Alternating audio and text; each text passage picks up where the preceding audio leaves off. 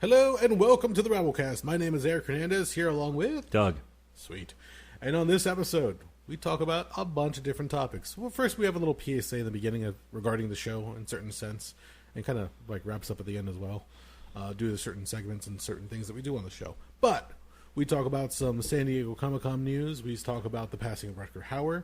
We talk about some Transformers. We talk about some streaming stuff. It's a mixed bag. Once again, if you're in it, just sit back, enjoy, whether you're on a car ride, bus ride, train ride, going to work, at the gym, hanging out in a coffee house, whatever the case is. It's something to fill your ears with some entertainment. How's that? Something to fear. Fear.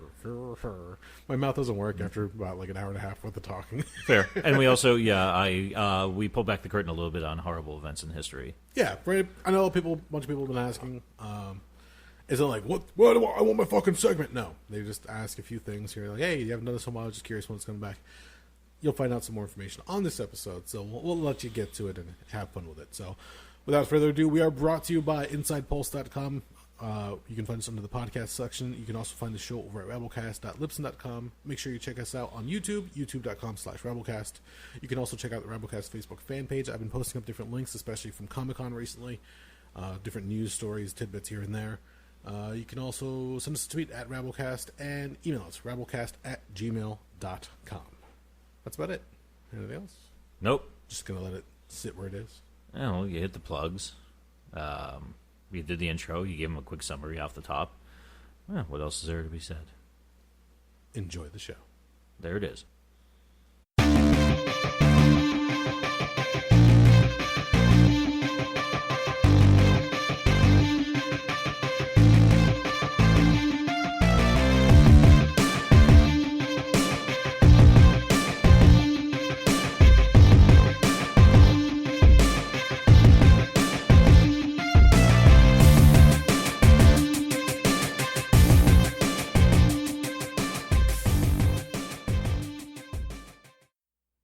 And here we are once again.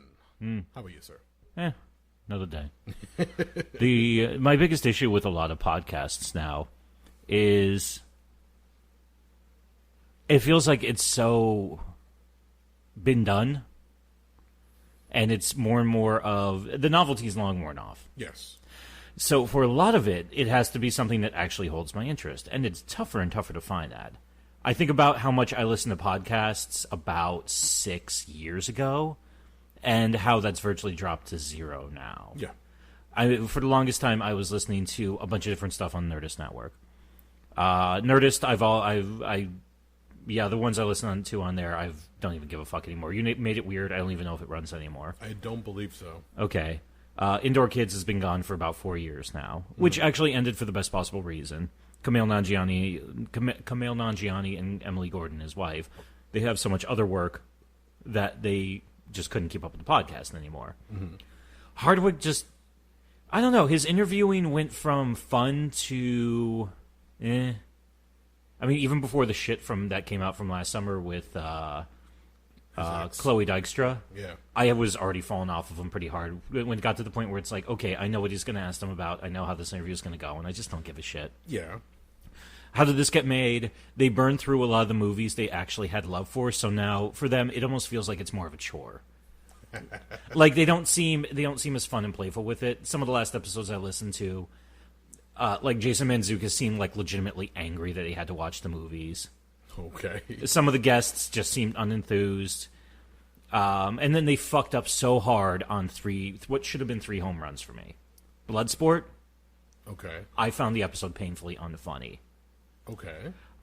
Then they did a double shot with Face Off and Con Air, resurrecting Nick Cage. And once again, I'm listening to them, and I just didn't... Number one, I didn't find... And a lot of the jokes didn't land for me. And also, that was the time period when they kept insisting on doing that stupid shtick where they would Skype in June Diane Raphael from home because she was with the baby that she had with Paul Scheer. Yep. And they would not work the bugs out ahead of the time, so it just completely killed the momentum of the show. And Paul's like, so June, what did you think of this movie? What?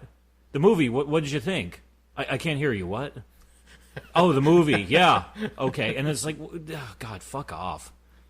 So. Well, there is a certain spontaneity that comes with podcasts. and once it starts to become formulaic, they're like, okay, I know what they're going to talk about. I know what they're going to get into. Like, I would even say that this show, after years of doing nothing but wrestling, everybody knew what was coming down to. Hell, we had segments, as far as what we're going to talk about, the WWE news, the TNA news, the independent news, and then whatever it was at the end, the lightning round with quick news bits here and there. And that was part of the reason for switching up formats. Even Which now, is already tired because we've been doing this format for 4 fucking years now. Yeah, exactly. So it's like, what else can you really do? Because everything has to run its course. I'm not saying that the show is over and done with, but there are times where you're like, all right, well, now I got to do this, and now I got to do that. And it does feel like a chore sometimes. But it comes with anything that you do as far as a project, especially long term. There's no way you can avoid something becoming monotonous. But you got to try to find the little things here and there that make it fun and exciting. Like, you and I will talk about pop culture, movies, video games here and there, but then we'll delve into some personal stories. And he's like, whoa, okay, I wasn't expecting that, but let's let this unfold and see how it turns out.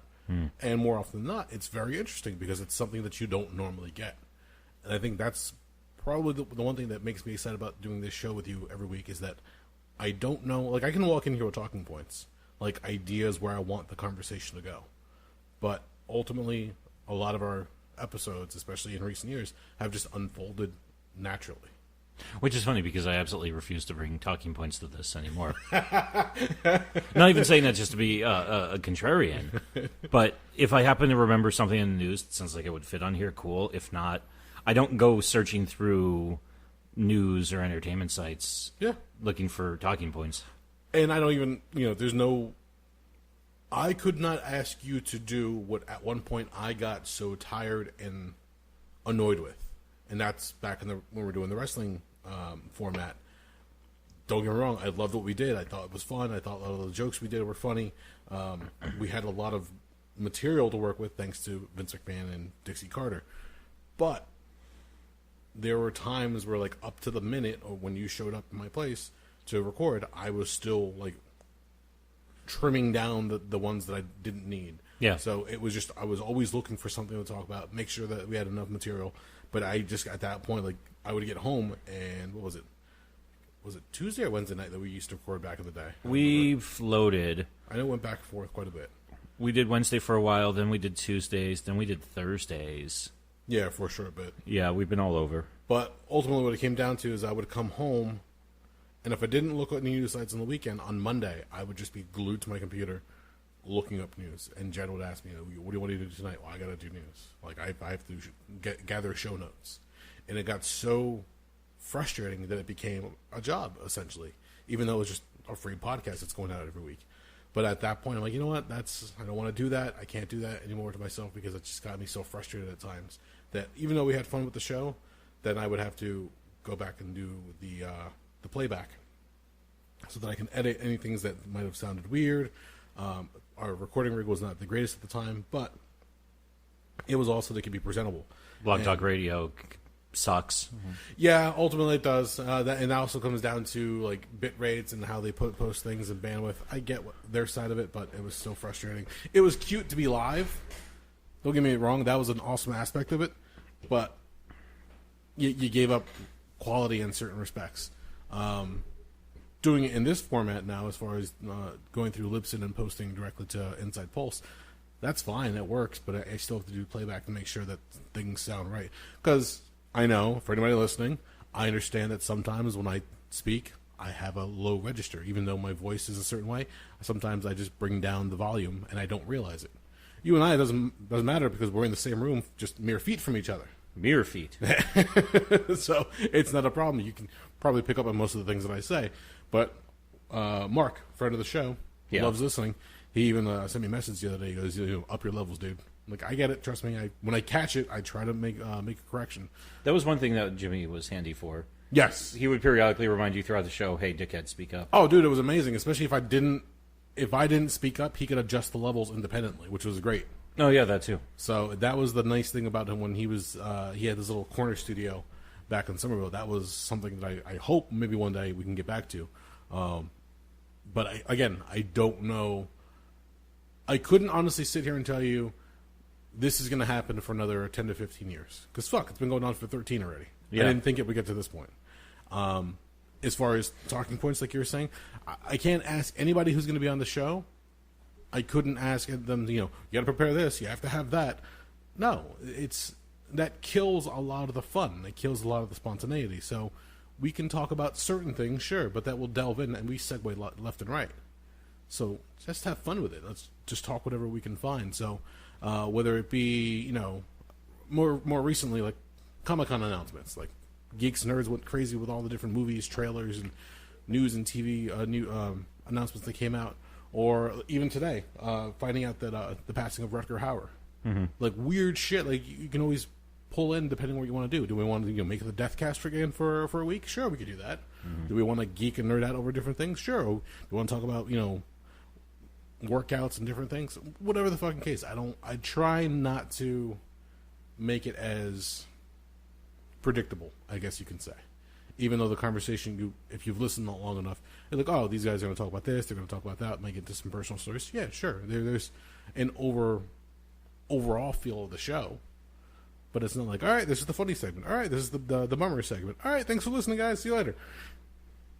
Just try to do something that makes it fun. And for you and I, we've already mentioned this is like third therapy session for us anyway, so It is what it is. And I'm sure you've probably felt this a couple times where we walk away from an episode, you're like, oh, that was fun. And other weeks, you're like, oh, that's done with. Yeah. And it happens. Not everyone's going to be a home run, and I get that. But, hell, if people are still listening and they're still enjoying it, great. That's a plus. If I have like 5 people still listening and it's just me on the microphone, that might sound pathetic, but I'd probably still do it just because I've gotten so used to it. So... whatever the case, but I'm just trying to find some fun and enjoyment out of it. Because otherwise, if I get to the point back to where it was, we were doing just pure wrestling, then I might just pack it in. Because at that point, like I've got. No, I wouldn't give a fuck enough to do the show. Yeah, I've got so many other things going on outside of this that if it got to the point where I just don't feel like I can't hack it anymore, or I can't put in that energy, I can take that energy that I am putting into it to many other different things, and more worth my while. But the show's still fun. The show still gets out there. It still gets people excited. So people keep telling me that they listen to it on long drives. Great, awesome. They like the material that we cover. Cool. That means we're reaching people. I'll go way back to when Matt Peters from GCPD, when he said that his mom was sick back in the day and he had listened to us on rides back and forth to go take care of her. I was like, dude, that's awesome. Like, thank you for letting me know, because that makes a difference. There was even the one guy, I don't remember his name off the top of my head, but he was overseas training at a wrestling school, and he would literally stay in the school overnight, and there was like no heat. He'd just be freezing his ass off. He would listen to the show overnights. So cool. Wow. Yeah, I was like, all right, we're reaching people, and that's makes it exciting, because you never know who's going to send in the email saying, dude, I only came in probably like 5 years after you started the new format, or whatever the case is, and it's been something that fills my car ride to work and home, or I listen to you on my lunch, or whatever the case. Have fun. Otherwise, fuck it. That was a weird start, wasn't it? Why not? But I mentioned him already, so let's talk about him, because I say it all the time. I never expected it, but it happens. Rutger Hauer. Yeah, he did. I don't know. I'm not even trying to make a joke. It's just how like deadpan you said it. For anybody who doesn't know, Rutger Olsen Hauer, I hope I'm saying his middle name correctly, was a Dutch actor, writer, and environmentalist noted for his ability to infuse roles with both determined action and pensive intelligence. He acted both in Dutch and English language TV series and films. For a lot of people here in the States, Blade Runner will be the movie that stands out, and probably the biggest one of his career, I think. I can't think of any other ones that come to mind. But I'm not completely familiar with his entire There's work he's done I'm not familiar with, too. In fact, he was one of those guys who's always been around, so I'm sure I'm forgetting a lot of his shit. Yeah. Blade Runner was the first time I can remember seeing him. He was also in Buffy the Vampire Slayer, the original movie. Yeah. He popped up in the Christopher Nolan Batman trilogy. Yeah, he was only in the first one, though. He was only in Batman Begins, I believe. Didn't they bring him back for the second one? I could be forgetting or conflating things. No, because they fired him at the end of Batman Begins when they put Morgan Freeman's character into his slot. Lucius Fox. There you go. Yes, I can remember that, but I can't remember his appearance. There you go. It's... And I only say this because I remember watching him in Blade Runner, and I thought he was amazing. Just because of the way he pulled off the role, only to find out, like, he ad-libbed certain lines or certain things, and Ridley Scott kept it in.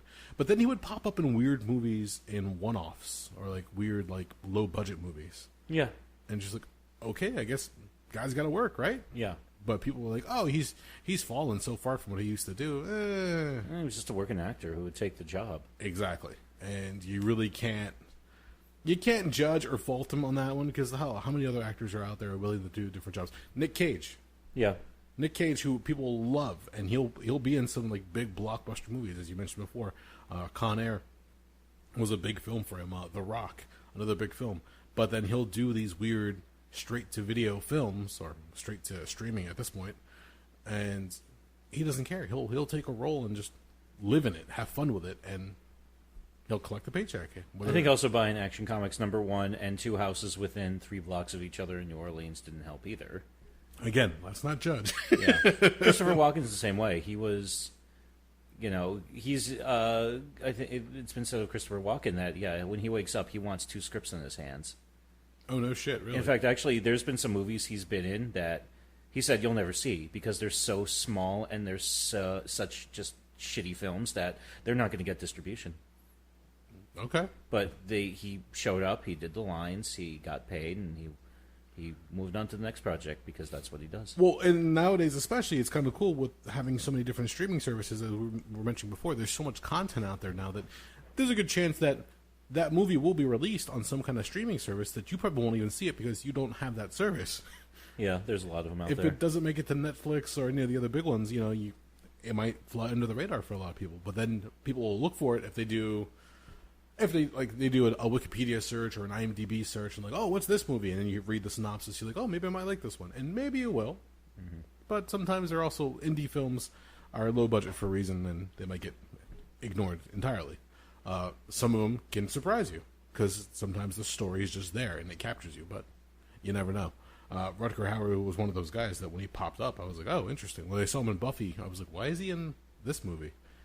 It was fun. He did a great job, but I didn't expect him to be there. Mm-hmm.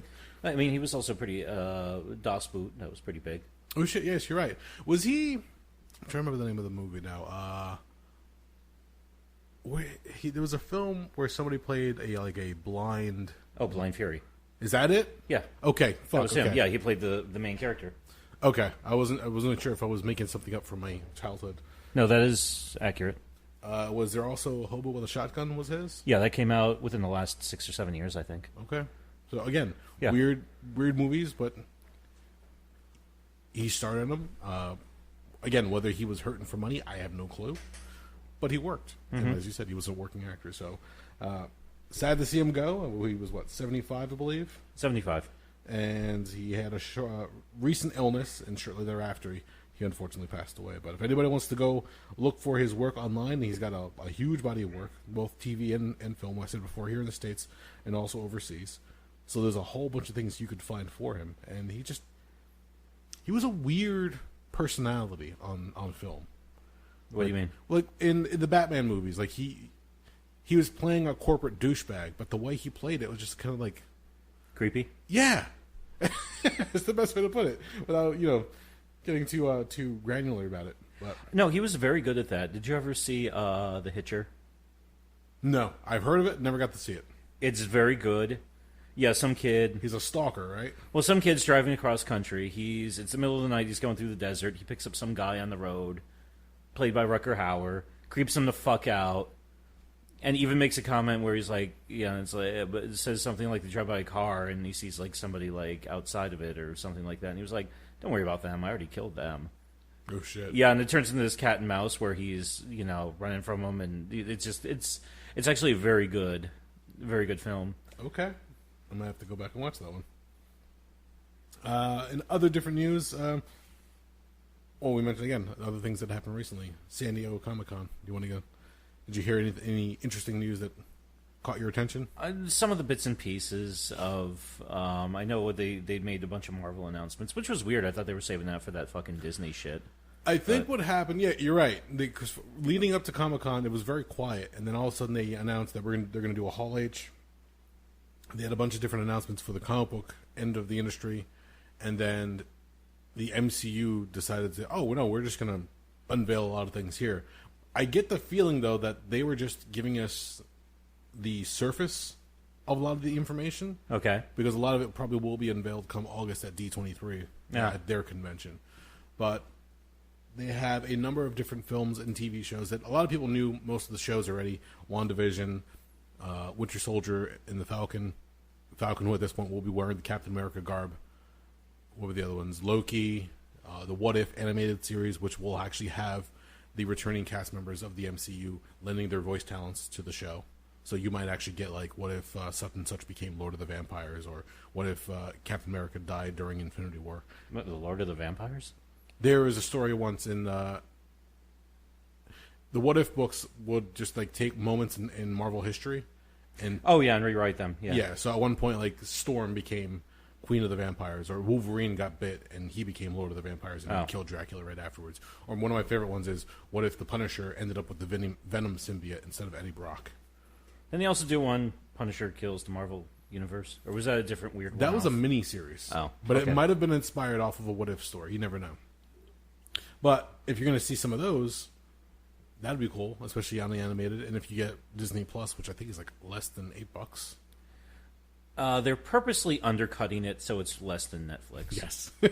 By like $1 or $2 a month. Just as we're your competition now, motherfucker. Exactly. Which, note to self, might be a good time to start thinking about selling my Netflix stock. Yeah. Wait and see what happens. So there's a whole slate of shows coming out for Disney Plus, which is cool. Good for them. That'll be continuing and expanding the MCU. And then there's also a bunch of movies that they announced. So you have Black Widow that's going to kick off Phase 4. A lot of people wondering what the story's going to be. It's going to be back her beginning in the program and what happens. Apparently, Dave Harbour from Stranger Things fame will be in the movie as well, and he'll be playing essentially the Russian equivalent of Captain America. I believe it's called Red Star, a character by the name of Alexei. And David Harbour even wore a Captain America shirt under his blazer, so it was kind of like a little shout-out during the Hall H panel. And then you had a bunch of other films announced as well, and people were saying, okay, they expected some of them here and there. Doctor Strange and the Multiverse of Madness, which you might be interested in, because they're actually saying that might be the first MCU horror movie. They're going to have the Scarlet Witch involved in that one as well. Then now, is that supposed to be a sequel to the first Doctor Strange movie, or is that a whole nother... Okay. They're sequels, but the interesting thing about a lot of the MCU movies now, and I think they started taking their cues from the Winter Soldier, is that they're starting to include other characters from other franchises. Yeah. And just actually make it a living, breathing universe cinematically, so that it's not necessarily, Captain America is going to go off and do his own thing over here, or Wanda or Scarlet Witch is going to do her own story over here. They're actually trying to bring them together, because a lot of people ask the question of, if Iron Man is going to go off on this adventure by himself and he's going against insurmountable odds, why doesn't he just call up Captain America? Why doesn't he just call up Bucky or whatever the case is and just team it together? Yeah, it'd be like, hey, somebody else from the Avengers or within that sphere of what have you, I could use a little fucking backup. Exactly. Yeah, that's why at a certain point when they expanded it to the level it's at now, they had to start being careful with thinking it through like that.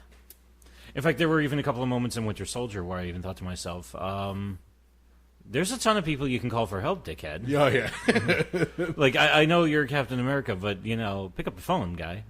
Yeah, when they were doing the MCU and they had that scene where they go to the one airport in Germany, I think it was pretty well thought out, where they're like, why can't they call the other heroes? Well, the other heroes are hunting them down. So, no, that made sense where it was the two of them, everybody strapping it on and fighting each other. Yes. So it was a cute way to address it and try to say, all right, we understand that we have all these characters in the same universe. So what was the other one that happened? I think it was Ant-Man and the Wasp. But like, oh, why doesn't he reach out to anybody else? Well, he was under house arrest, and No, and he's that- technically flying under the radar. So, No, and that made sense. They gave it a good reason for it being the way it is. but there's always people that are going to complain like, oh no, we want this to happen, we want that to happen. Like, all right, relax, calm the fuck down. Let's see some of the other ones that were announced. You're going to have, well, they made the announcement of Blade being rebooted, and he'll be joining the MCU, but not apparently until Phase 5. So people have to wait off to hear what's going to happen with that one. They picked a new actor to play Blade, and apparently Wesley Snipes is cool with it. They probably gave him some money. Well, at this point, Wesley Snipes, I have no doubt he can strap the costume back on, but at this point, the kick of Blade was he doesn't age. Yes. Wesley Snipes definitely looking 21 years older than he was when he was in the first Blade. Yeah, it's not going to be quite as easy to pull off some of those moves anymore. Yeah. Otherwise, some motherfuckers are always trying to ice skate uphill. Mm-hmm. What are the other ones that I failed to mention here? The Eternals, which is going to be essentially the genesis of the MCU, early characters, godlike characters, actually. So we'll see how that happens. That one actually is interesting because of the amount of actors that they've brought on board to play the characters. Salma Hayek, Kumail Nanjiani, Angelina Jolie, amongst different other ones that'll be playing all these different characters. So Didn't interesting they also, choice. And I'm not sure how to read this, but didn't they say something about mutants, which leaves it open to interpretation that they're finally bringing that the X-Men are. Oh, there's no interpretation there. Oh well, I know they are. The X-Men are in house, but they finally kind of we're not going to tell you exactly what we're doing yet, but we're doing something. Yes, Feige essentially just said he is going to be working with mutants in mind, and then the other one was he said Fantastic Four. Yes. So that's they will be getting brought over. They are being developed and worked. But he did say that they're not going to do what has previously been done, which is good because they've already done the Dark Phoenix story twice over. Yeah, and so both times it sucked. They can leave that one alone.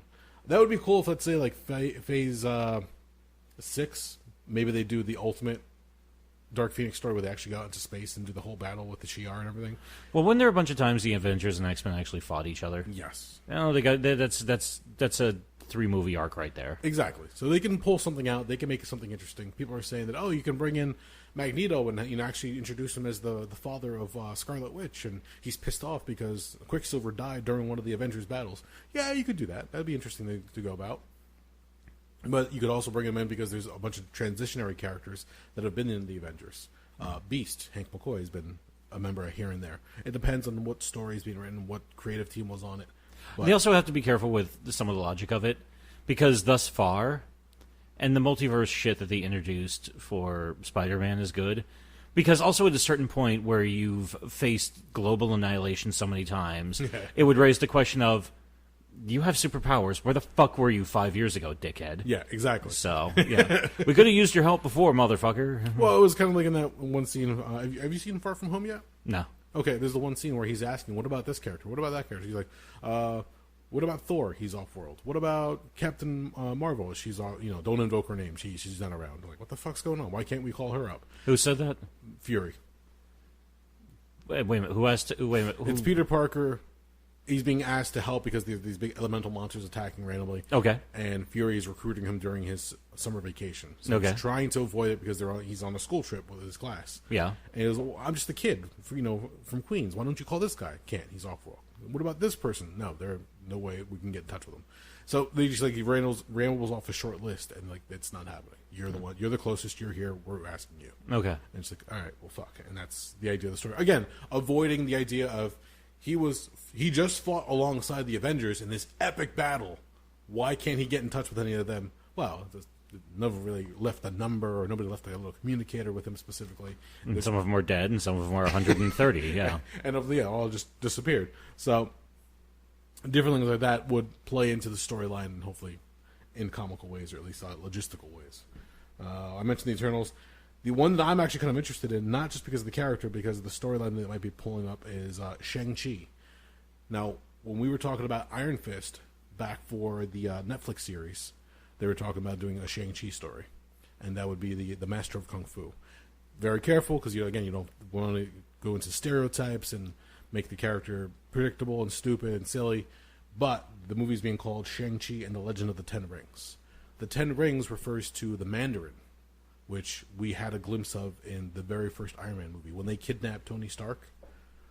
No, 3 is when you actually had a physical representation of the Mandarin. Oh, the dickheads in the caves when he makes the first suit. Those were 10 rings? When you see the banner in the background, it's a banner of the 10 rings. Oh. And the head of the group that actually was working with Jeff Bridges' character, Obadiah Stane. Yeah. He actually had the ring and everything. That's a stupid name.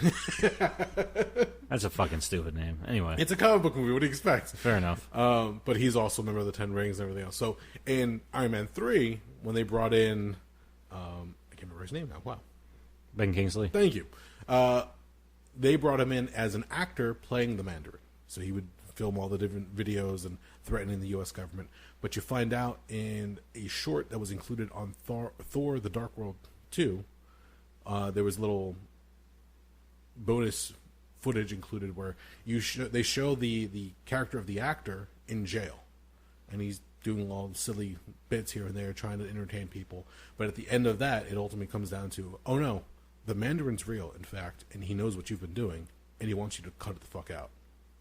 So at one point, I think he gets like bailed out of prison, whatever, so they can try to keep tabs on him. But that's where they let you know, oh, there is a real Mandarin. What he was doing was just playing a character based off of the real Mandarin, and now the real Mandarin will be eventually unveiling himself. Mm-hmm. It kind of sucks now because you don't have the Iron Man character anymore, and he was an Iron Man villain. Yeah, I was about to say, I remember that, closely associated with that, but, well, you can't have it all. No, and he's also, a character from that... I was going to say Oriental. Good job. Thank you. Celestial. Thank you. Jesus Christ, man. Well, that was a term that, when we were children, that was still kind of acceptable, and now it's definitely not. Well, you have Shang-Chi, who is a Chinese character, and apparently the Mandarin will be written as in the same notion. So you'll have that available to them, and it should be interesting, because now you can get the idea of the Mandarin and what he consists of. The 10 rings are not just a group name. They're 10 rings that he actually has, that each one of them have a certain function and power. So you can shoot fire, you can shoot ice, you can control minds, whatever the case is. I don't remember the full scope of the rings, but that's what made him formidable against Iron Man.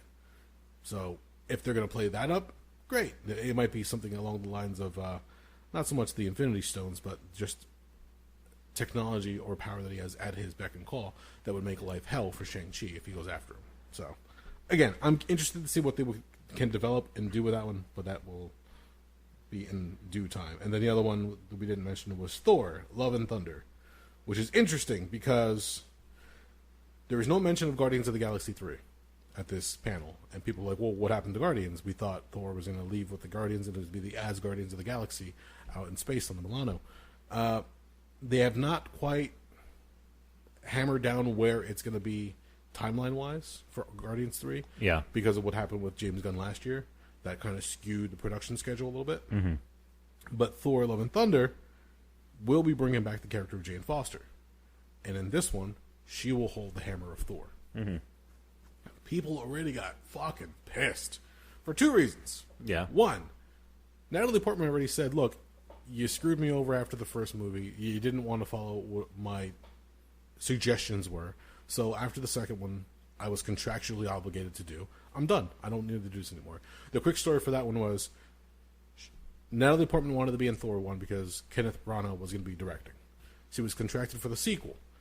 When Kenneth Branagh said, I'm not coming back for the second one, thanks, it's been fun, I'll see you later, Natalie Portman says, I have a friend, I think she's amazing, you should use her as the director. Marvel said, no thanks, we have somebody else in mind. I don't remember who they picked as the director for the second Thor movie. Can't remember either, but Thor 2: The Dark World was one of the more forgettable entries in the MCU. Yes. It has actually become more of a joke as far as the MCU is concerned. But the person she suggested and who they passed on was Patty Jenkins, who went on to make Wonder Woman for the DC universe. Ah, okay. So Marvel's like, fuck, we could have had her. Oh, well. Should have listened, motherfuckers. Exactly. But Natalie Portman had said, I'm done with my obligations to the MCU and I won't be coming back. I will never reprise the character of Jane Foster again. Well, Marvel called up and goes, can you come back? Nope, I don't think so. We'll give you the hammer. Sure. Include a truck full of money, and I guess we're talking. Yeah, I was going to say, I'm sure there was negotiations involving probably a 7-figure number. Oh, yeah. Even at the Hall H panel, Taika Waititi, who will be coming back after he did Ragnarok, he'll be directing Thor 3, and or Thor 4 at this point. That sounds weird. Thor 4. But he presented Natalie Portman with Mjolnir on the stage at Hall H. So everybody's like, okay, great. The comic fans are kind of divided. Some are all for it. Other ones are like, oh, this fucking sucks. In the comics, there was a point in time where Jane Foster does become Lady Thor. And she holds the hammer for a while because Thor himself becomes unworthy of it in storyline.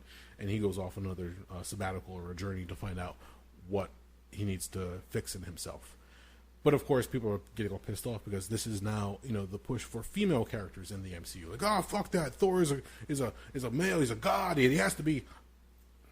It's a comic book movie. Right? Yeah, fucking lax. Calm the fuck down. And again, if you don't want to see this one, fuck, you probably didn't watch Thor 2. Let's be honest. You probably don't have to watch this one if you don't want to. Yeah, vote with your dollars. If you don't want to see it, don't watch it.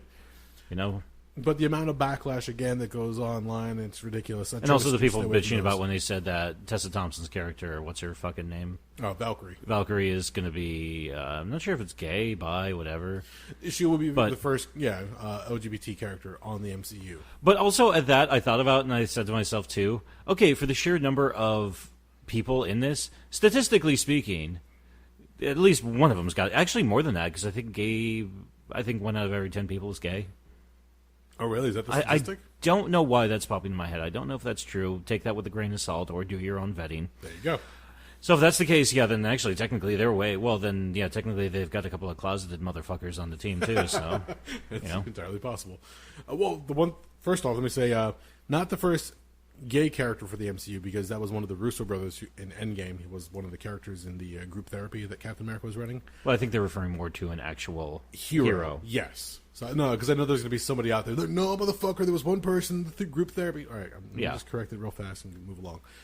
There was a scene in Ragnarok where they were going to do the flashback of where Valkyrie was flying with the other Valkyries against Hela, where they were going to show that her lover was another female Valkyrie, and as she was plummeting to her death, she was feeling pain and loss because that was her lover. Yeah. But due to pacing and time, they said, we're going to cut that for the time being. That would have been the first depiction of her being Which gay. Actually, I think that would have really helped, too, because that would have added more justification. It would have made more sense because, then her character who spends half of her time trying to scrape together a living working for Jeff Goldblum and the rest of her time at the bottom of a bottle. Yep. So that would make even more sense that she's medicating so hard. Exactly. Yeah. But due to time and pace, and we're not going to do that for the time being. So, but if you watch Ragnarok on the DVD or Blu-ray, that scene is included. That's a deleted scene, bonus, whatever you want to call it, and you can see that story development, that character development. But now, no, fuck it. We missed on it on the last time. This time we're going to include it full tilt. So now, Tessa Thompson even said, now that she is the king of Asgard, she will be looking for the queen of Asgard. Yeah. So she will be looking for some kind of love interest. But they also said that Chris Hemsworth will also be in this movie. I don't know for how long, or if he's only in the beginning or the very end. But that's where it throws kind of a monkey wrench into the whole thing of where does Thor 4 and Guardians fall on the MCU timeline. But they've told stories out of order already, so it's not impossible that they could just say, fuck it, we'll do whatever we want. And you'll deal with it. What were the other ones? Let's see. We said Falcon the Winter Soldier, WandaVision, Loki. Loki will be the Loki that stole the stone in the botched time heist during their first attempt in New York. So it'll be evil Loki.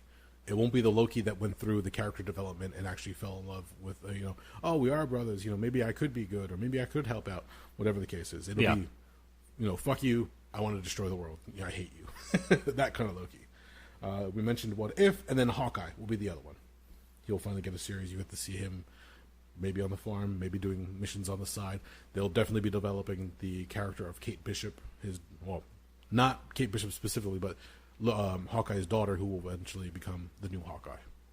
And all of that, people are saying, again, possibly developing the Young Avengers and what the next generation of heroes might be. So, again, continuing the MCU for generations to come, possibly. Mm-hmm. We'll see what happens. That was all Marvel. And then there was the Mutants and Fantastic Four and the Blade announcement. We'll see what happens there. And again, I mentioned Guardians.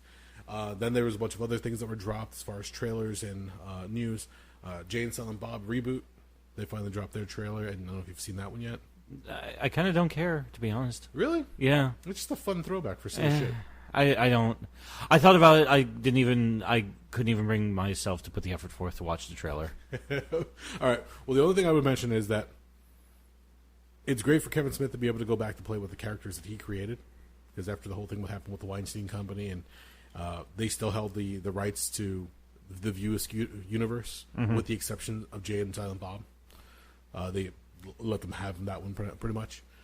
But now he gets to go back, have fun with those characters, and now because he had the heart attack a while back, and he survived, when he put out the call to say, hey, look, we're going to be doing this movie, pretty much everybody came out of the woodwork, because like, holy shit, you almost died. Yeah, I'll fucking be in your movie. So there's like a who's who of cameos all over the fucking place in this movie. So because of that, I give him a lot of credit, because like, he gets to go back, tell his story. He's like, oh, it's a whole brand new story, a whole, new arc and everything else. No, it's the same thing.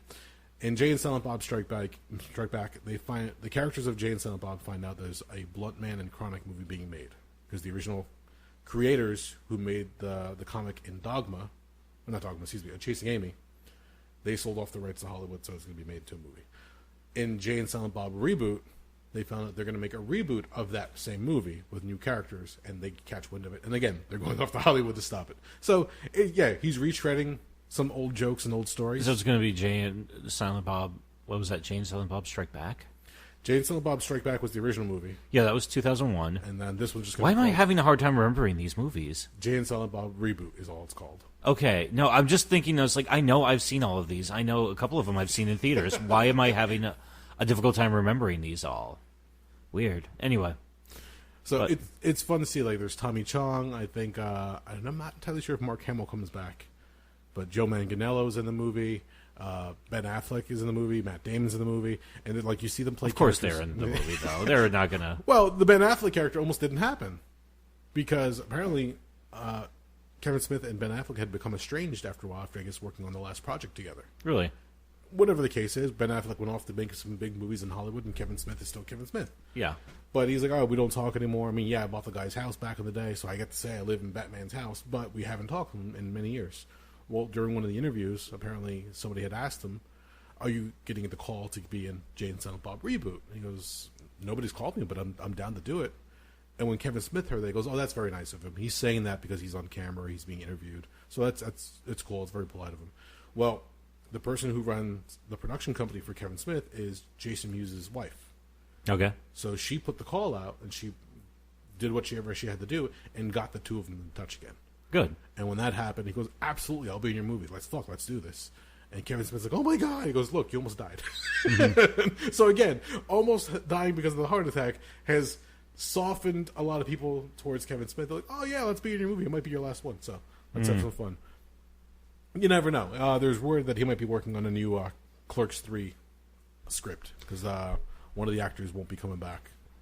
One of my favorite stupid gags from Jay and Silent Bob Strike Back is when they bumble onto the set of Good Will Hunting 2 hunting season. Yes.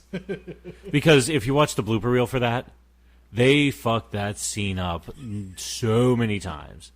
And rightfully so. Because it's hilarious as fuck. It starts off like a regular scene, and it just delves into nonsense. Yeah, that part when they turn around and Ben Affleck goes, what are we going to do, Will? Yeah, that cracked Matt Damon like 5 times in a row. So I'm hoping that they'll, as they're running around Hollywood trying to stop the Blunt Man and Chronic reboot, that they come across either Good Will Hunting 3 or a reboot of Good Will Hunting. Or something. I just want a lot of, just to play on that joke. Yeah, just further. Weird. Yeah, play with that joke a little bit. If there's something like that in the movie, I'll probably watch it. Apparently, Jason Biggs and the other character, James Vanderbeek, are reprising their characters in the movie as well. Really? Well, because they're going to have like a Hall H panel kind of like scene in the movie, and they're going to ask them like, "What Man and Chronic?" Like, who the fuck knows that movie? And they just play the same thing over and over again. So I'm sure they're going to probably throw the pie fucker joke in there again, just for good measure. Because although Jason Biggs has gone on to other things, he's remembered as the pie fucker from American Pie for a lot of people. So. Which is funny, 20 years later, and James Vanderbeek will always be the dildo from Dawson's Creek. Yes. No matter, but although I think Jason Biggs has had a little bit more of an illustrious career since then. I guess, yeah, it depends. But it's Hollywood. Everybody has short memories, and if nobody catches your most recent thing, you just remember for the last thing they saw you in. Well, for Jason Biggs, I mean, he was a pretty big character on Orange is the New Black. Not that I ever watched the show. Well, I got through like 3 episodes before I stopped giving a shit. Even that, after a few seasons, he dropped off. Oh, he did? Yeah. Oh, there you go. He's an odd one. He'll start certain things, and then once he gets bored or something happens, he just moves on to something else. Well, it's probably suffice it to say that he's probably made his money. Probably. So, in a lot of regards, he probably can get away with, I like this project, I'm going to do it. Okay, I'm not really digging where it's going. Can you take me out of the stories or write me out or whatever? So, yeah. I remember the newer version of the Nickelodeon version of the Ninja Turtles. Apparently, he was voicing Leonardo for a while. I think the first couple seasons. Okay. And then he just dropped off and goes, I'm out of here. And they replaced him with Seth Green. And I didn't realize, I never looked into it until, well after the show had aired at that point. I'm like, oh, shit, okay, that's odd. It's even odder that Seth Green's doing the voice now, but sure, let's keep going. Why not? Mm-hmm. I'm trying to think of some of the other news. Todd McFarlane had big news, but unfortunately not about the Spawn movie. He was on the course of Spawn 300, Spawn, the original comic at this point, that's people have been reading for years upon years. I can't remember what year Image started. We'll finally be hitting his big milestone. He'll be getting a lot of artists to do not just cover work, but also interior work. McFarlane himself and Greg Capullo, one of the big artists from Spawn, will be coming back together to work on that. So far, everything that he's been teasing and showing is amazing. McFarlane also makes a lot of the merchandising for The Walking Dead, sports figures. I think he also got the license for Fortnite. So he's not hurting for money. So it's no, McFarlane Toys was everywhere. I mean, I think we all remember back in the late 90s, early 2000s, they did those toys of a lot of movie monsters that was which are actually super collectible now because a lot of them were small press runs. Really? Yeah. I think I still have my Lord Darkness in package. Hold on to it and take a look around. Some of those, I think, if memory serves, the Pumpkinhead ones, those go for a decent amount of cash on eBay. Oh, no shit. Yeah. Well, it was the same thing with the sports one, but that was a little bit more. You had to be a fan to be collecting those because you'll get one in the home jersey, the away jersey, one with dirt on the tights, and one with a helmet, and one with no helmet. It just got kind of weird. So there were the special chase figures. There was like one per 20 cases, whatever the case was. Yeah. And people went nuts over those. But the unfortunate thing for McFarlane right now is there was a story that came out that says he's ready to make the Spawn movie with Jamie Foxx, the new independent low-budget film that he was hoping for that would be more horror, more scary than the previous version that was released years ago, which was at 98? The original Spawn came out? Late 97, early 98. Around the same time that Copland came out. Movie you didn't watch. No, Copland came out in summer 97. Was it? Yeah. I thought they came out the same year because I remember skipping from one theater to the other to watch Copland. Oh, I know what it was. Okay, no, Copland was like July, August 97. Okay. Because that was the movie I saw in theaters after I saw Batman and Robin. Oof, that was a rough summer for going to the cinema. And then later on, the late summer palate cleanser was Spawn. Okay. But I didn't watch it until I waited for video on that one, so I didn't see it until around November, December of 97. Gotcha. That's why I was thinking cold. Well, apparently what's going on with that story right now is that he's ready to make the movie. They have a script in place, but the people that are putting the money in are not being agreeable to the script. Yeah. So it's like anything in Hollywood. So it's the same issue with the 19 times James O'Barr's tried to reboot The Crow. Yep. Yeah. So we'll have to wait and see because the people who are investing money into the film obviously want to get the return. I can't remember what the budget's supposed to be, but it's very, very low for a movie of this type. But even though he's trying to go make it more horror themed, so less is more, I guess, in this case. And he wants one that he says it's going to scare kids. So he's not looking to make the campy version, or well, at least the campy version that he refers to. That was the Michael J. White version. So we'll see what happens. I'm kind of interested to see, only because I want another Spawn film. It just sucks to hear that he's getting held up. You'd think he would like go at it himself at this point and say, "Hey, fuck, I've got the money, I've got toys." But like they say in business, it's always better to go into business. It's always better to go into something not using your own money. Borrow from somebody else, and hopefully, everything will be big and everybody wins together. But yeah, fair point. But yeah, it doesn't make sense, especially since it's a niche thing. It's like Ghost Rider or the Punisher movies at this point. I like them in the same way. They're popular characters, but they're kind of always been segregated off because of the imagery around them, the violence around them, the horror around them. You know, basically, you know, with Spawn, it's, oh, here's a guy who was pretty much a assassin for the U.S. government, and then he makes a deal with Lucifer, or pardon me, Malboja, or whatever the fuck that thing was called. And then he comes back to Earth, and and he's a burnt-up fucking weirdo who then's like, fuck the devil, I'll go be a good guy for a while. Yep. Or kind of be a tweener, I guess, anti-hero. I don't know. And just weird stories, and, you know, using his powers meant like a timer would always count down as far as how much life he had left, or whatever the case was. Weird shit, left and right. Yeah, and half the time it's like, oh, I'm all scarred up, but I really want to go fuck my wife. But my buddy's boning her now, and fucking shit sucks. I don't know. That was the weird part of that story. Just to come back and find out your best friend's now sleeping with your wife. Well, it was weird. I've never read a Spawn comic, but do you remember the Spawn cartoon from HBO? Of course, yeah. I love the fuck out of that. In fact, it pissed me off that, once again, classic HBO style, they got 3 seasons deep right when they were getting ready for the big turn, and they were just like, nah, we're canceling this. It's like, motherfucker, if Deadwood can get a fucking finale, what, they're gonna leave fucking Carnival and goddamn Spawn out in the rain? Hey, who knows? If the live action version that McFarlane wants to do doesn't get off the ground, maybe he can do an animated version. Oh, here's the hoping. Yeah, who knows? That could definitely be a possibility. Again, with streaming being an option nowadays, whether it's HBO, because I don't know if they still hold the rights to the original series. It's on there. Okay, so they probably still have the rights for it. Or, you know, put it somewhere on Netflix. Interesting fun fact. A lot of the older HBO properties are, if you get the Amazon Prime subscription, they're on there. You'd mentioned this before, yes, because Game of Thrones, the earlier seasons are available. Along with The Wire, Sopranos, Eastbound and Down. See, HBO is smart as fuck, because they have a bunch of these older IPs. They're like, fuck, let's just put them up on streaming. Yeah, well, I mean, they even said, it's like, we won't just put it in there.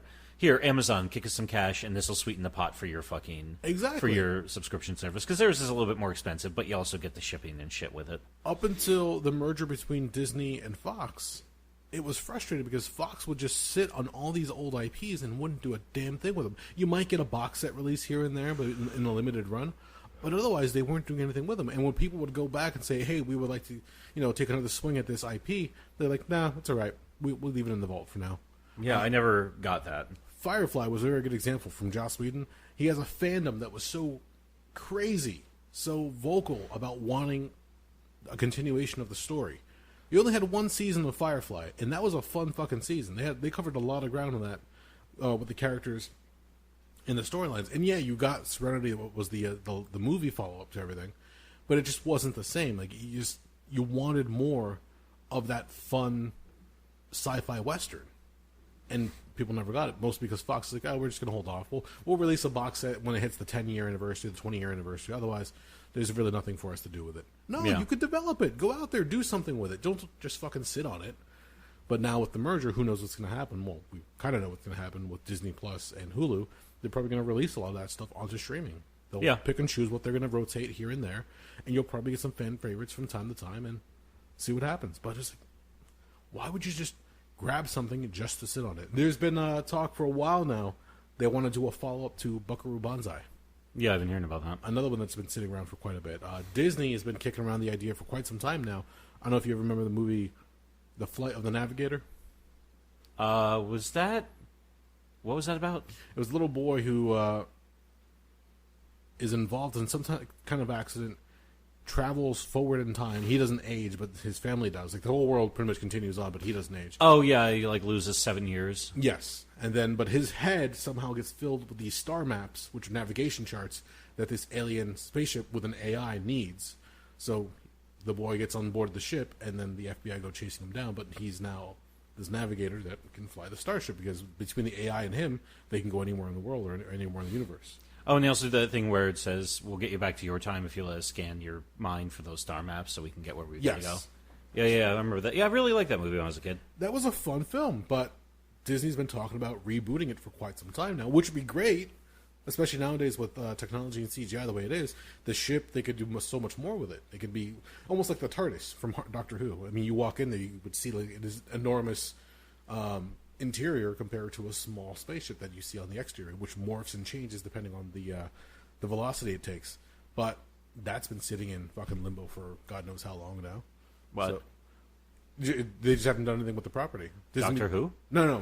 Flight of the Navigator. Okay, I was about to say, wait. No, Doctor Who's still going out and doing. Yeah, I was about to say, wait a minute. No, they were doing this season. They got the first female Doctor. What the fuck are you talking about? No, that's still going strong. You lost me there. Never mind. I did the segue with the TARDIS. That's what happened. Okay. But that's another example of something that they can be redone and move along. You never know what's going to happen. Now with the outlets of Disney Plus and the majority stakeholding in Hulu, it gives them other avenues to try to develop different properties and different projects. Mm-hmm. And they're going to have a fucking slew of them. Hell, they're remaking all the freaking old animated movies into live-action movies now. Yeah. And people are saying, I think we mentioned it last time, that people are saying, that, the new Lion King remake, it's pretty much the same thing as the animated. Don't bother watching it. Well, no, the whole new generation now would like to watch this. Maybe the cartoon version might just be that, a cartoonish version of it. It's weird to think about it. Somebody who went to go see that when they were young, they could be taking their kids to it now. It's been 25 years. Yeah. That's my example right now. When I came out, I was much younger, probably like my early teens, maybe. You were, it was 94. So you were 13? 13, 14. Yeah. So now I have a child, then I could take him to go watch the live action Lion King. So you hit it right in the head of it there. But who knows? I'm trying to think of some of the other different news that came out of San Diego Comic-Con. There's a bunch. Oh, here's one that I want to talk to you about because it's ridiculous, and even me as a fan can't bring myself to do it unless I had fuck you money. Okay. For the longest time, Transformers is a franchise that's loved and looked after. People, I think it was like 85 or 86 when it first came out. I can't remember off the top of my head. But when it first came out, it was the half-hour episodes were more or less TV commercials, long-winded TV commercials for the toys. Oh, yeah. It was the shittiest plot. Nothing ever really happened. Let's face facts. By today's standards, that writing sucked dick. Not denying Same that. as He-Man, She-Ra, all those. They were just a way for you to have 23 minutes, because you have to include commercials, of little to no action, but they would always showcase the newest characters. And so you would go out to the toy store like, look, it's such and such, and you'd want your parents to buy it. Yeah. And they'd say, it's your birthday? No, go away. And then they also do that other thing where they'd throw that little PSA on the back end so they could say, oh, it's educational programming. Yes. That was the other part. Well, when they released toys back then, Hasbro was picking and choosing from different toy lines from Japan. And they were bringing them over. So there was... Diaclone was one. I can't remember what some of the other companies were.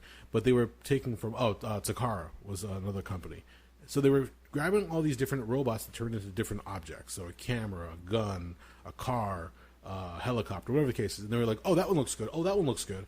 And they'd bring them over, and they'd have people work on them, give them names, give them backstories. It made a cartoon and included them in there so they could say, okay, you've watched the cartoon? Buy the toy! Yeah. That's what it was for the longest time. What drove fans nuts as they got older and they realized is that the scales were always off.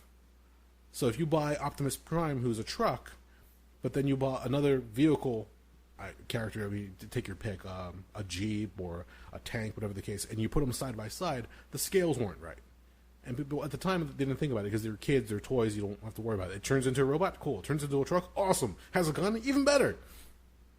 But as collectors got older, they wanted more conformity to the scale. Like, pick something and let's stick to it. So Hasbro started doing that. They actually started releasing a lot of the older Generation 1 toys and sticking to certain scales. So I think there's like there's a regular class, a leader class, a Voyager class, and they're like they change in height and in size depending which class they're determined to be in. And everybody was like, oh, this is fucking awesome. They're going to release all these figures, and now they'll actually be appropriately scaled. So if you saw them in the cartoon and Optimus Prime was yay tall, when Bumblebee comes up to him, Bumblebee was like half the size of him, but the toys were so much different. So yeah. They recently announced that they're going to be releasing I think it was a 4-foot Unicron figure that transforms into the planet. Wow. And it's close to what it looked like in the movie. Like, they released one, I want to say like 10 years ago, where a series called Transformers Energon that was okay for the time. And again, you accepted it because you're like, oh, we never had a Unicron figure. This is kind of cool. But this new one is fucking huge and pretty fucking amazing. And they put it up on their own site. It's called Hasbro Pulse, where they actually can interact with the fans directly. So when I say that, kind of like Kickstarter or a fundraiser or GoFundMe campaign, they started their own on Hasbro Pulse. And they said, okay, we're going to release this, but only if we get 8,000 backers to fund the project. And then we'll put this out. And how many backers did he get? About 2,000 so far. Oh. It's been close to a month. But take a guess how much the price tag is for this 4-foot tall figure of Unicron. $500. Not bad. $575. They want for this 4-foot fucking tall robot.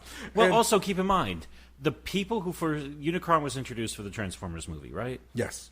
So that came out 32 years ago. Mm-hmm. Somewhere 87, I think it was. So right now, a lot of the kids who saw that between then and probably in the following years, they're adults and they got play money. Yes, so they do. that's who the fuck they're selling that to. Approximately 2,000 adults have that play money. Yep. The other ones are waiting off like, I don't know if I want to do this. Yeah, I'm sure there's some of them who's like, I really want this $575 toy, but I got kids and a fucking mortgage now. And then there's other ones who are like, yeah, I need this. I found it interesting because if you went to the Transformers booth or the Hasbro booth during San Diego Comic-Con, they had this huge Unicron head for whatever like signage they had. And you got there and he was in this big display case. And they had one that was transformed and one that was in planet mode. And it's ridiculous because they have the rings when he's in planet mode, so you see the jaws move on the planet when he's eating another planet. When he's in robot mode, he has the rings that come off, break into like almost like demonic wings. So he just stands there, and you can almost hear Orson Welles' voice come out of the damn thing as you're looking. You're like, "Fuck, this is amazing." And you look at the price tag, like, "Fuck, that's not so amazing." Yeah. So I found it interesting because they were like, "Oh, we're going to do all the scale," because they released a.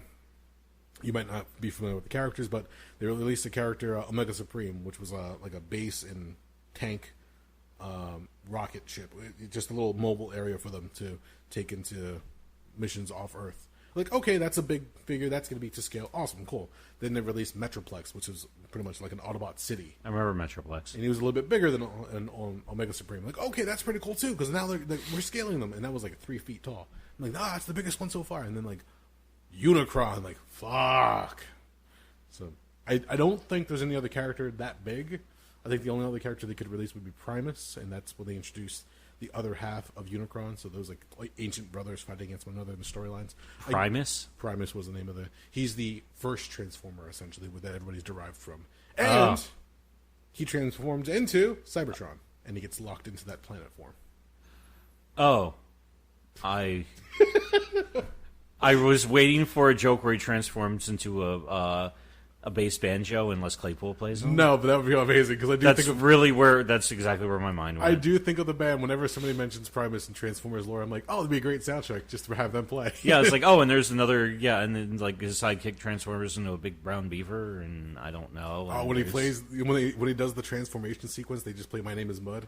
Mm-hmm. No, you need something a little bit more upbeat, like Shake Hands with Beef. Ooh, that's a good one. That'd be fun. Yeah. Somebody has to make that now. I'm going to have to work on that one. So see what happens. Anyway.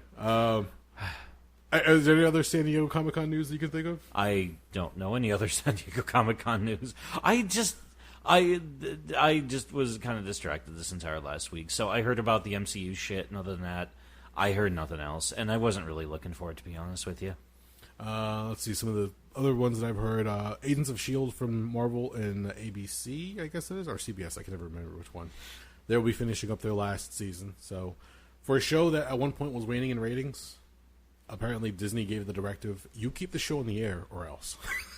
Because it was still expanding the MCU in a certain respect. I was going to say, they were kind of using that as a way to kind of keep things moving along for the movies, too, because that was that period when things were...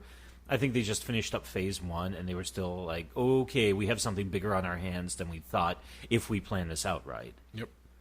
I don't think we talked about it when it was announced, but the Walking Dead comic book ended abruptly, and nobody knew it was coming, except for Robert Kirkman. Okay. Apparently they were releasing, I think it was issue either 193 or 194, but they already had solicitations for up to 100. And everybody assumed, because there was rumor that it was going to end soon, that they were assuming that it was going to end with issue 200. They were going to hit that milestone. That would be it. The comic itself would be done, but the show would continue. Well, 193 and 194 came out, and the comic just ended. And people were like, holy fuck, what the hell's going on?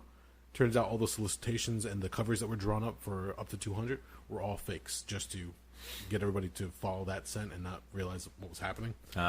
So Kirkman said, the comic's been very unpredictable. I tried to write it that way at the very least, and I think it's time to end it because it's run its course. So, it's been fun, it's been great, and so many things have come out of it. But people got a little worried at the time. Like, no, don't worry about it. The Walking Dead and Fear the Walking Dead will still continue, even though those have had shakeups and the ratings started hurting a little bit. Certain characters have left, like Andrew Lincoln, his character of Rick Grimes, will be starring in his own movies that parallel some of the other stories that are going on right now. They're going to do another spin-off of The Walking Dead, and it's going to follow another group, and they're going to show you kids growing up in this new apocalyptic world with zombies.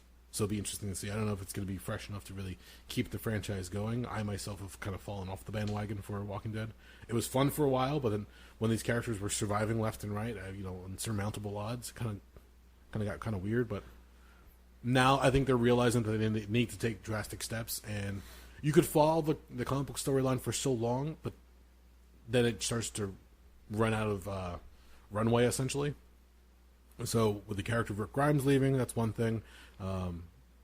Other fan favorites from the show got either killed off or written off. Let's see who else. Michonne, the character, the actress who played her, has announced she will be leaving. So she's got other projects she works on. I'm sure she's also waiting to be... I know she does theater projects, but she will also be involved in Black Panther 2 in some capacity. So that's good for her. She'll continue working. And then Maggie... I'm trying to remember the name of the actress who played the character Maggie. She's leaving the show. Well, she left to go do another series, but that series or project got canceled. So now they're possibly going to be bringing her character back in. But the problem is, how do you write her in after they've already said, "Oh, she's gone"?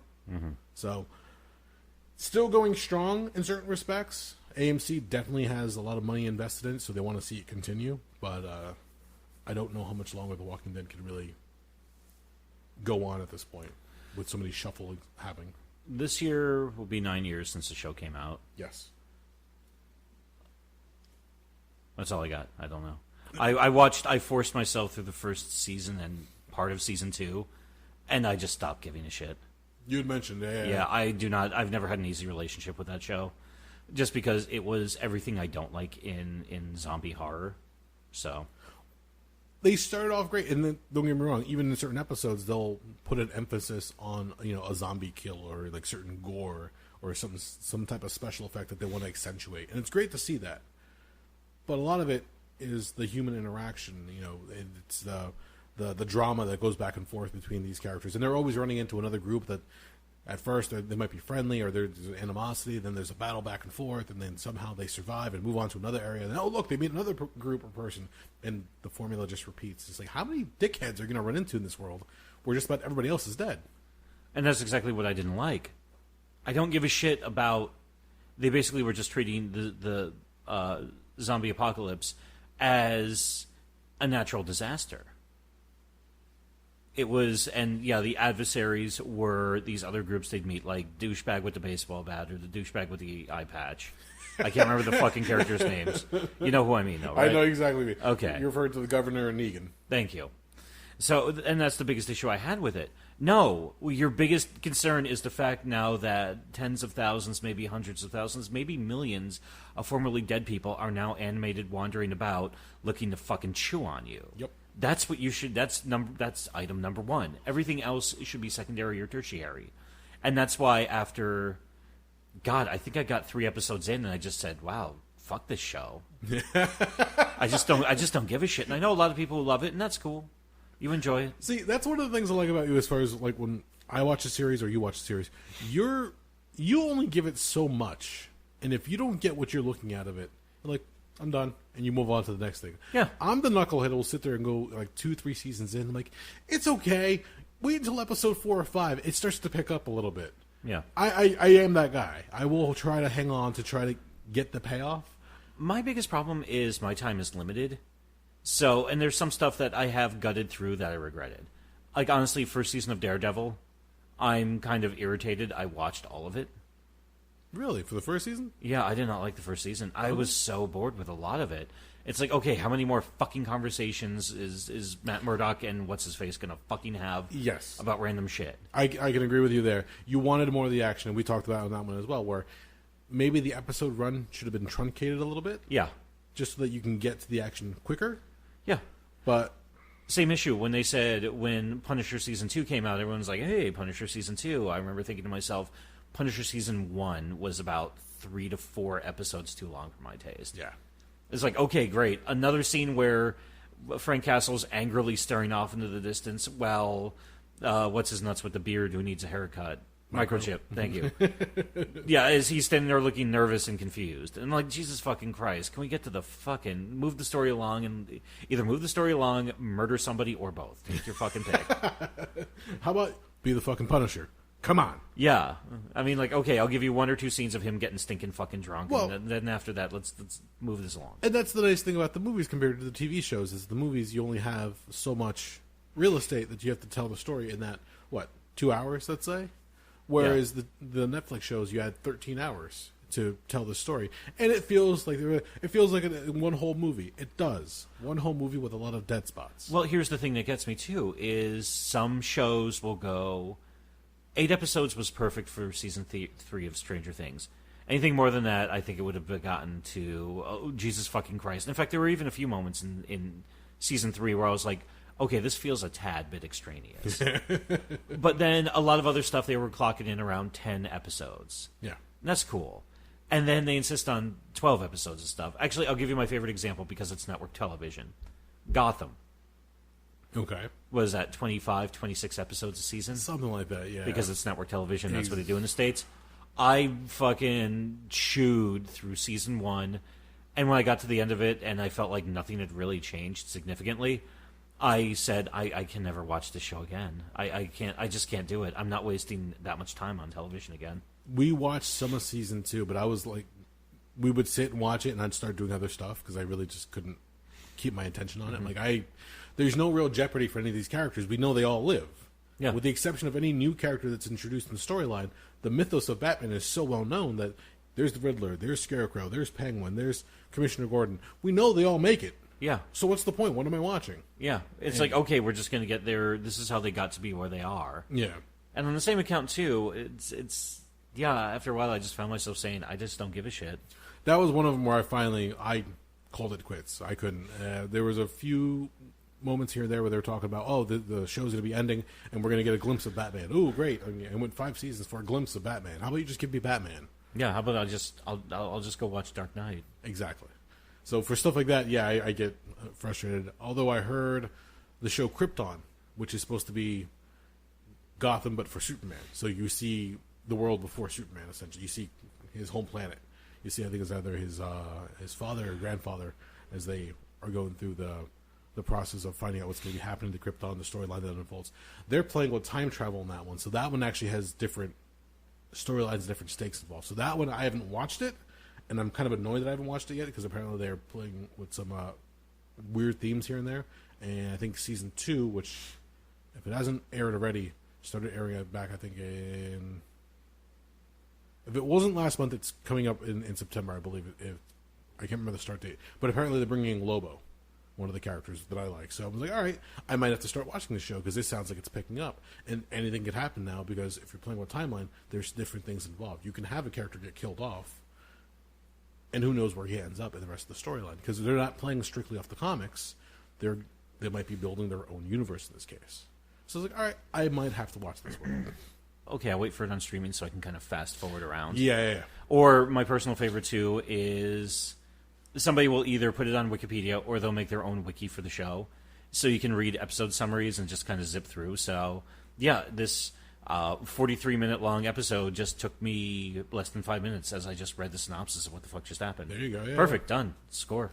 Well, then let me ask you this, then, because you've got shows like the Marvel Netflix shows that were about 13 episodes apiece. 10 and 13, I think. And then you'd mentioned that Stranger Things was 8. I think it was 8 or 9. Yeah. For each season. Netflix, when they release something, they dump the entire season on you at once. There's no waiting. Yeah. Is that a good thing or a bad thing, considering the varying length of episodes? Like, they'll release the DC superhero shows, the Arrowverse, Flash, Arrow, Legends of Tomorrow, and what's the other one now? Supergirl.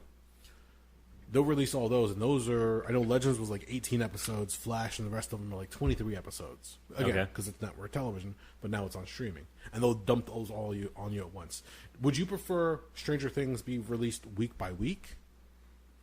Or would you just prefer to have them all at your beck and call whenever you'd like? Dump it. Okay. Because, I don't really have the capacity to binge watch things. Okay. I might be able to watch 2 episodes back to back, but at that point you're hitting movie length territory. Yes, definitely. But I like the fact, I'll tell you the rough out schedule for my 4th of July weekend. Okay. I was bouncing back and forth at an event. I'd get back around usually between 11 and 12 o'clock at night. I'd get ready for bed. I'd lay down. I'd put on an episode of Stranger Things. I'd watch it, go to bed. Then the next day I'd wake up, usually watch part of an episode while I was having breakfast, do something else, take care of some other odd and ends, finish that episode. So I between Thursday and Sunday, I went through 8 episodes, but that's 2 a day. Yeah. Yeah, Thursday, Friday, Saturday, Sunday. Yeah, 4 times 2 is 8. And I prefer it that way because then I can say, especially when they have a cliffhanger episode, because you remember when I was a kid, they do the cliffhanger episode and you said, my God, a week away is forever. Yeah. And obviously our perception of time has changed since we're now old. But ultimately, I like the fact that I can say, oh, I'm going to sit down and watch it. I mean, fuck, I know people who finished it on the 4th of July. They went through all 8 episodes in one shot. Yep. I don't know how the fuck they did that. But hey, if you have the capacity to do that, enjoy. So, but I like having the option. Yes, that I can agree with because a lot of people got upset with the DC Universe app when it came out, when they were releasing the live-action Titans, Doom Patrol, and then Swamp Thing. They're actually releasing them 1 episode per week. With the exception of Young Justice, when they put that out, I think they were releasing 2 to 3 episodes a week because it's an hour length time essentially if you put them all together. But yeah, streaming, that's the nice thing about it because you have access to them all at once. If you want to watch them 1 or 2 at night, or if you want to binge watch all night with friends, whatever the case is, you have that choice. But I just feel like that idea of releasing them week by week just has become so dated now. Yeah, it's antiquated. Yeah, it's only network television, only regular TV still does that, and even then, I think they're starting to realize that more people watch it. They'll wait for the back end and watch it on streaming rather than watch it on their schedule. I feel like the only people who are still who are pissed off about the streaming services dumping all episodes of a season at once are the people who are older and said, no, if I had to suffer through that weekly shit, you should have to suffer through it too, motherfucker. You should be happy. Back in my day, you would watch it once, and it would be gone forever. And that was the case. It was. Yeah, you'd see a special or something fun or an episode of a show you liked, and after it was over, it was like, wow, that was cool. I guess I'll never see that again unless it was something that was really big and gets picked up for syndication. Something that I did recently, and I never thought of it doing it before, but now I'm doing it with a bunch of other stuff as well. Growing up, I was a big fan of David Copperfield, the magician. Yeah. And I watched a bunch of his specials growing up. I didn't realize how far back he went with his specials. Yeah, he was back, what, mid-70s? Yeah. And I didn't realize it went that far back. So through YouTube, I've actually been looking up a lot of his older specials, and people have put them up in their entirety. They clip out some of the commercials here and there. They might leave 1 or 2 here. But I can now watch his old routines, which for me is fucking amazing because I feel like I'm a kid again. But one of the ones that I was watching, it was a special where he had Orson Welles on. And I didn't realize Orson Welles was a magician as well. Really? Yeah, I was like, what the fuck? I thought he was just, Citizen Kane, voiceover actor. But legendary actor, yeah. He apparently delved into a lot of magic as well. I was like, fuck, this is cool. So I got to see Orson Welles perform a routine on stage with the help of an audience. I mean, this is fucking neat. And I would have done this have somebody not uploaded it to YouTube. Now I'm like, what else can I go back that I used to watch that I can catch up on or I didn't watch or just was, before my time? Never thought of it. So I'm like starting to do like little deep dives here and there on different subjects and different shows. It's funny. I remember an interview with Weird Al Yankovic from God about 10 years ago now, where he talked about when he was younger, he actually rigged up a camera. No, I got another story. Yeah, recording like a Peanuts special that he really liked, being like, oh man, this is great. Now I can watch this whenever I want. Fast forward 25, 30 years later, and he's buying those DVDs for his kids because, this stuff is just, you jump on Amazon, order in less than 5 minutes, it's on its way to your house. Yes. And and he even talked about it's like, things have changed in terms of that, but also, that's how media went. I mean, you think about that by the early 80s, if you had $400 or $500, you get the VCR. Yep. And if you're willing to give them, your rights to your firstborn and a credit card and, a gallon of your blood, you can get a VHS rental membership. And then, yeah, not long after that, it was just like, yeah, they were basically giving the fucking things away. And then they went through the same thing with fucking Laserdisc before that shit to bed. Then they went the same way with fucking DVD. Yeah. And then Blu-ray. And now it's just, yeah, I'll just go on and buy something to add to my virtual catalog and watch it whenever the fuck, as long as I have streaming access to Wi-Fi. When I was a kid, again, talking about Transformers, when I watched the movie in the theaters, you know, I was a big fan. It was huge. I was like, oh my God, this is amazing. But then when it came out in VHS, it was just a limited run. So after watching it so many times, the tape got fucked up. Yeah. So I didn't have the VHS anymore. We couldn't find another copy to buy it. You know, that it'd been past its time at that point. And I say, okay, maybe I'll catch it here and there if it's released on TV for a special or something. Who knows?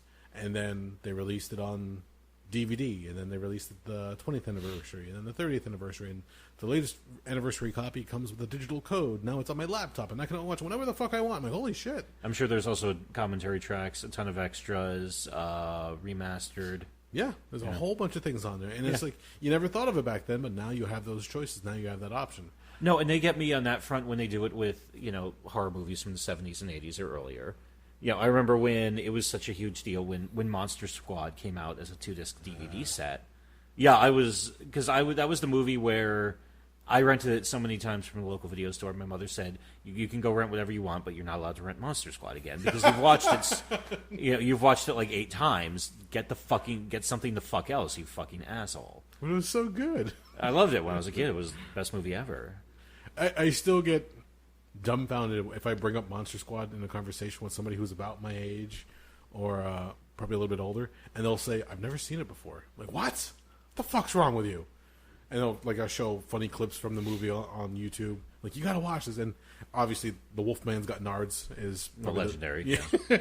I showed it to our friend Andrew, and he started dying laughing because I'm gonna have to watch that. I'm like, yes, you definitely have to. Yeah, it's just got some great shit in there. But it's a movie of its time as well, so don't don't hold it up to a light too closely because you might see through it. Actually, and I still talk about this now. One of the most sobering moments I had, and I think this is a good thing to kind of start winding down on because I think we're hitting that time. Yes, we are. The scene in it, I didn't understand this when I was a kid, and then I rewatched it when the DVD came out in like 2007, 2008, when I was in my late 20s. And do you remember the scene when they get Van Helsing's diary and they're like, "Oh, this is great. Oh, it's in German."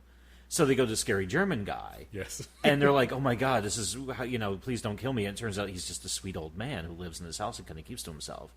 There's this great scene after he translates the book and he gives them pie and he's just the nicest man to them when they're leaving the house and one of the kids looks at him and goes, wow, mister, you sure know a lot about monsters, don't you? And he says, now that you mention it, yes, I do. And as he closes the door of his house, the sleeve on his shirt rises up, and you see the number tattooed on his arm from the Nazi concentration camps. Yep. I remember watching that. It's like I remember like I was watching it with a couple of friends, and it had been the first time I'd probably seen the movie since I was 8 or 9. And I just looked at them and I said, "Holy fuck!" And they're like, "What?" I was like, "Do you not realize what you just saw?" They're like, "What do you mean?" I was like, and I had to explain it to them because some of my friends are a little thick sometimes. But yeah, it knocked me out. I was like, "Holy shit!" They put that into that movie. Very, and very subtle scene. Yeah. Yeah, and it's probably like it's one of those things where it's like, "Holy fuck!" That's such a heavy scene in such a light, fun movie. So, I did not catch that at all. Really? So now I'm gonna have to go back and watch that. It's I remember spooky. Yeah, I remember the entire scene of them being scared to go in, and he invites the man and the pie and everything else, and then talk. And I remember him closing the door. I don't remember the numbers on the arm though. Fuck, I hate you. it fucking adds a whole new. You look at the movie a different way after that. Okay. Yeah. Well, yeah, because at that point you're talking about mythical creatures, Dracula, the creature from the Black Lagoon, a werewolf, Frankenstein's your friend now, and you're talking about a guy who saw real life monsters that he lived through this Holocaust. This man survived a fucking concentration camp. Yeah. That's fucking cool. I never noticed that. Yeah. It's a very tiny, again, for a filmmaker, a very tiny thing to insert. Like, people might get it, they might not. Fuck it, I'm just putting it in there. Yeah. And that's a little thing. If you ever run across the director or writer, I'm like, I fucking noticed. Oh, yeah. If I ever run across Fred Decker, and I get a chance, I'm totally going to ask him, like, what was the motivation that made you put that scene in there? Because it's one of those things where it actually strikes close to my home, and I've mentioned this on the show before. Jason, zombies, slasher films, the undead, supernatural horror, body horror. That's fun to me. That's like riding a roller coaster to somebody else. That's a thrill ride. That's a good time. The shit that scares me is the Nazi Holocaust, nuclear weapons, mustard gas, the Armenian genocide before World War One. Yeah. You know, every time human being didn't need anything supernatural, we were just monsters to fucking each other for whatever reason. So, which is also kind of the crux of horrible events in history too. So It's true. People are asking about that, by the way. I don't know if that's ever coming back. I have my white whale. Actually, I have my 2 white whales. No, I have 1 white whale and another one that's just... Honestly, it was starting to fuck with my moods too much. I can see that. It was actually getting to the point where it was starting to create some... Like, I would get... kind of go into some depressive spells from it if I got... for some of the stuff. Well, here, let's start closing this out. Okay. To go full circle with this, when I was doing all the note gathering and news gathering for the wrestling format of the show, I was just tiring myself out. Like, at certain points, I could care less about wrestling. I was only watching wrestling for certain respects just to get the news. Yeah. So I'd fast forward through Raw. Like, once I put it on my DVR, I'd fast forward through all the commercials, fast forward to the parts that I didn't want to see, and just try to get the actual newsworthy stuff.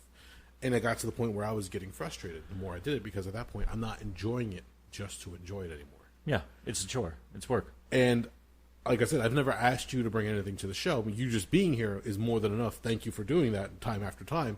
It's amazing. We both enjoy it, thankfully, so it's easy enough. It's different if, you know, like, oh, fuck, I have to go over to Doug's again. Jesus Christ. It's not the case.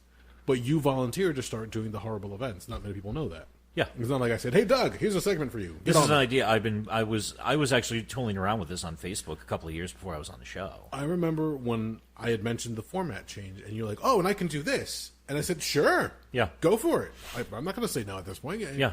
Let's have fun with this. And that was the main thing. You did them because you were so interested in those events. For as horrible as they were and crazy as they were, and a lot of the stuff you educated me on, you enjoyed doing them. But the thing is, you're delving into reality. Mm-hmm.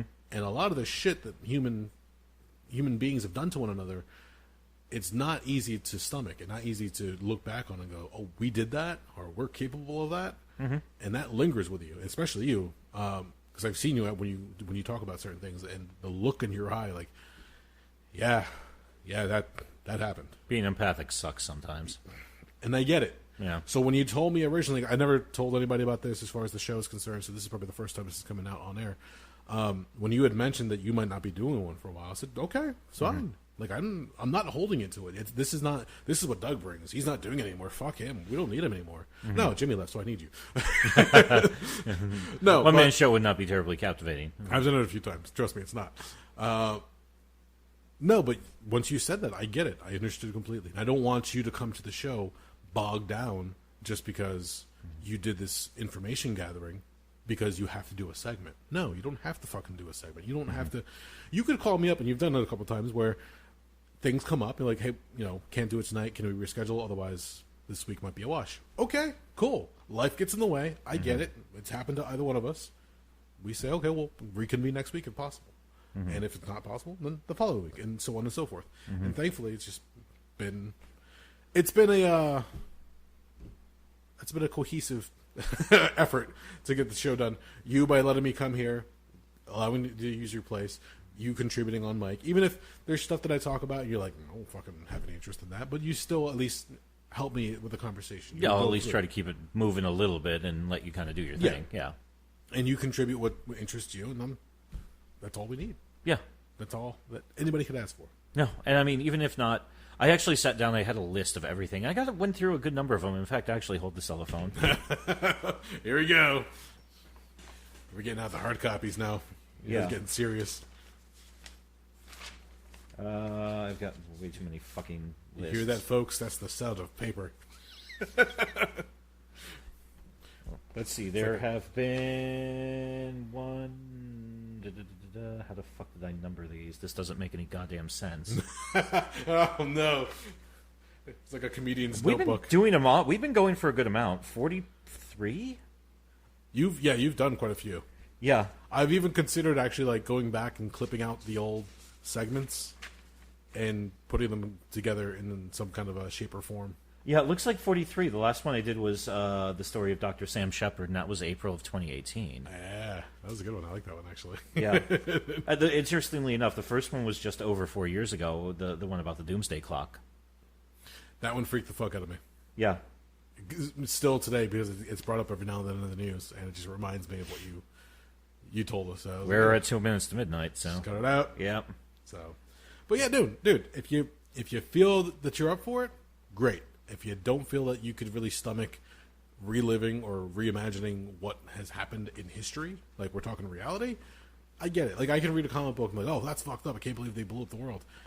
You're reading, news sites or Wikipedia, and you're like, oh, no, like hundreds of thousands of people were killed because of somebody's negligence or somebody's greed or want to save $1. Yeah, or even I could never decide for those which was worse, when it was when loss of life was caused by malevolence or when it was caused by just utter indifference. Yeah, I mean, they're both kind of horrifying in their own ways. Don't need that. It's actually funny because I understand a little bit more. There was an author and historian by the name of Iris Chang. One of her big marks was she wrote a book called The Rape of Nanking, which was about the Japanese Imperial Army siege of the Chinese city of Nanking in, I think it was December 1937.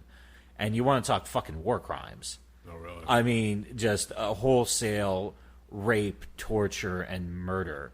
To the point where the fucking Nazi, like literally a fucking, I think, officer in the fucking German army who was a member of the Nazi party, who was traveling with the Japanese Imperial Army as kind of like an exchange program, he actually sheltered some Chinese citizens with him because he saw what the Japanese army was doing and said, Jesus fucking Christ, what is wrong with you? No shit, really. Yeah, but she did these research projects like that. She also did stuff on Unit 731, which, if you like Joseph Mengele, you'll love Unit 731. And I say that as with a shiver down my spine. And she was working on something about the comfort women, all the women, mainly Chinese and I believe Korean, that were basically enslaved by the Japanese, and said, when our troops need to relieve sexual tension, they're going to fuck you. Oh, fuck. Deal with it. You're going to be raped over and over again. Jesus Christ. And she fell into such a severe depression, she pulled over to the side of the road one day when she was driving around and shot herself in the head. I mean, there was also some rumor that Japanese ultra-nationalists are spooky in that they refuse to admit that any war crimes happened.